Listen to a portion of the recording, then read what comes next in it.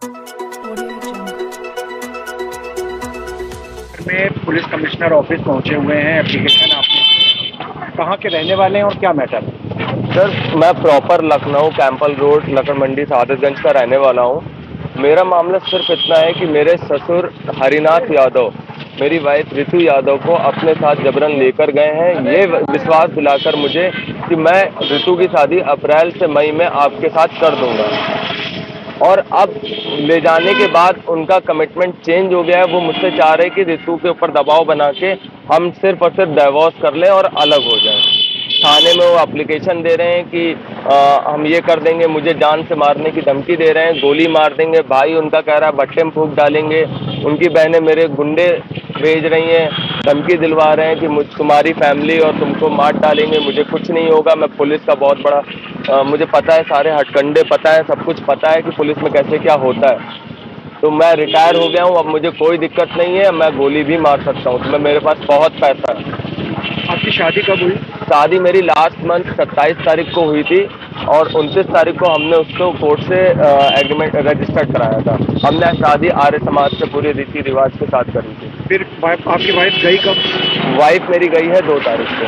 2 दिसंबर को? हाँ, 2 दिसंबर को शाम को। उसके बाद से ये घटनाक्रम हुआ? उसके बाद से उसके ऊपर प्रेशर बनाया जा रहा है कि तुम शादी तोड़ दो, डाइवोर्स ले लो, वरना मैं मर जाऊंगा, मैं तुम्हें अपनी प्रॉपर्टी से, अपने जायदाद से बेदखल कर दूंगा, तुम मेरे लिए जीते जी मर गई हो। उनकी सेकंड लास्ट ईयर उनकी मम्मी की डेथ हुई थी, तो वो उनकी भी कसम दे रहे हैं। इनफैक्ट मैं उनकी मम्मी के इलाज में पूरे दिन साथ था। मैं 5 दिन हॉस्पिटल KGMU में मैं उनकी मम्मी के साथ था। फिर वहाँ से मैं उनके गांव गया, उनकी मम्मी की 13वीं में और बॉडी डिस्पोज करवाने में मैं हमेशा उनके साथ खड़ा रहा। आज बस ये है कि वो ये हर हालत में साबित करना चाहते हैं कि मैं गलत हूँ और वो सही है, और उसका रीज़न सिर्फ ये है कि मैं उनकी मर्जी से शादी नहीं कर रहा हूँ। इंटरकास्ट मैरिज है जो कि उनके घर में होती नहीं है। लेकिन आप दोनों लोग तो बालिग हैं। हम दोनों लोग बालिग हैं। रितु का कहना यही है कि मैं अपने पापा के सामने कैसे बोलूं, जो लड़की आज तक अपने पापा के बगल में बैठी ना हो, पापा उनके सामने पड़े ना हो, क्योंकि पापा उनके बाहर ही रहते थे, तो वो लड़की अपने पापा के सामने कैसे बोल सकती है कुछ भी। अगर उससे अकेले में पूछा जाएगा तो ये मैं विश्वास के साथ कहता हूँ कि रितु मेरा ही पक्ष लेगी कि हाँ, मुझे हर्षित के साथ ही रहना है।